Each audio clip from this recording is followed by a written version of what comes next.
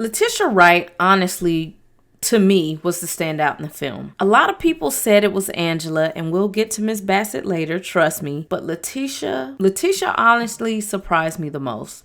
Shuri's character development from Black Panther 1 to this film was remarkable. She had to grow up extremely quick because we can't forget that she was blipped for 5 years. So when we last saw her, she was a young teenage girl, and now she's matured into a young woman. We know the blip feels like 5 seconds to the people who were gone, but to the rest of the world, they moved on for 5 years. So those people missed out on a lot of time. So to see how the director aged her up, but yet kept the innocence of a little kid expressing the grief of losing her big brother was well done. We were able to walk through some of the stages of grief with her. Denial, anger, and finally acceptance. The expression of denial was portrayed through her constant need to work. Tinker, kind of mirroring Tony Stark from Iron Man 3. Anger from the passing of her mother and brother caused her to manifest Killmonger in the ancestral plane, which I thought was really, really interesting, that depending on your emotions, it can determine which ancestor you come in contact with. We also got to witness her struggle with science versus religion and spirituality. She didn't really want to participate in a lot of the customs her mom wanted her to use to help ease her pain of loss. We also got to see her guard come down a few times in the movie. She didn't grieve the full time. She wasn't just walking around sulking and upset. We kind of got to see a little variety and diversity. When her and Riri Williams met, she was able to kind of be around a peer, someone close to her age who shared similar interests in STEM. She, just like her mom, was willing to sacrifice herself for Riri. She decided to go to Talokan to try and negotiate with Namor to understand his perspective a little bit more. She welcomed his customs and had empathy for his struggles. Even though Riri kind of sparked the idea of drying Namor out while they picked her up in the dorm room, it was a full circle moment to see that they decided to use the ship as a sauna to dehydrate him. Now, I did think it was kind of particular that Wakanda didn't have a navy ready to go. Like, they have air support, they have infantry, but they were absolutely not prepared for the wrath of Talokan. All in all, Letitia Wright stepped up to the plate. I would be lying if I said I wasn't concerned and scared for the weight that was on her shoulders to take over this role. There were rumors she didn't want to do it. There was rumors she never wanted to be Black Panther. That's not what she signed up for. So, of course, going into this movie, I was like hesitant, but walking out, I felt like, you know what? She did a really good job. She held her own. So, kudos to Letitia. Angela.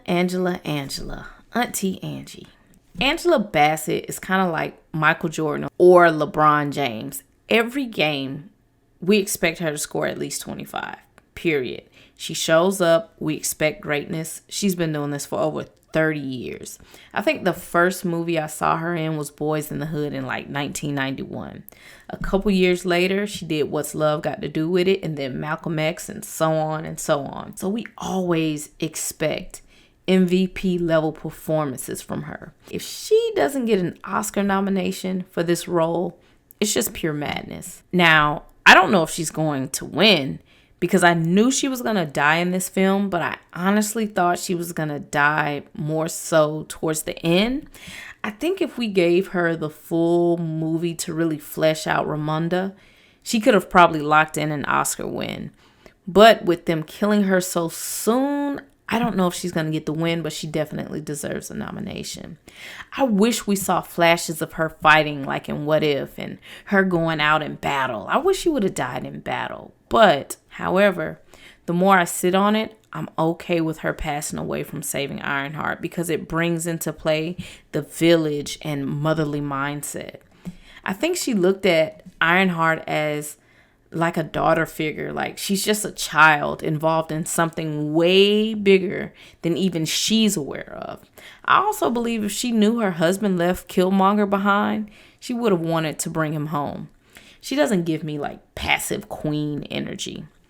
Now, some people stated she was too emotional for firing Okoye, but I 1000% agree that Okoye should have been fired. When that first Wakanda Forever teaser trailer dropped, Angela Bassett completely sold the movie with that trailer. So she deserves all the praise that she's getting. She deserves everyone saying she should get an Oscar nomination. Angela Bassett, Angela.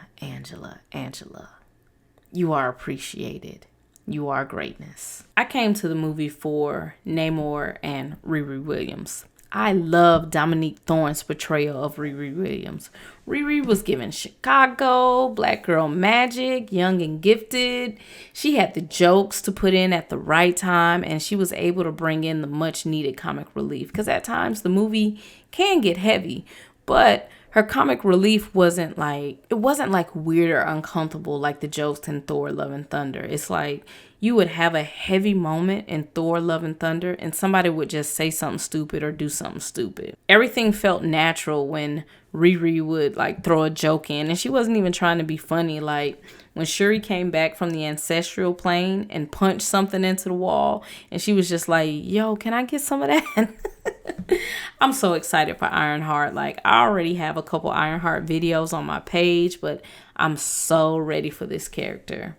I've seen a lot of people saying like she wasn't really needed. Why did y'all bring her in? But I think it fits into the bigger story, and I enjoyed having Dominique Thorne in this film. So thanks for hanging out with me. This is just a short clip from a much longer video. So if you want to see more, check my page out, subscribe, help me grow. Peace out, guys.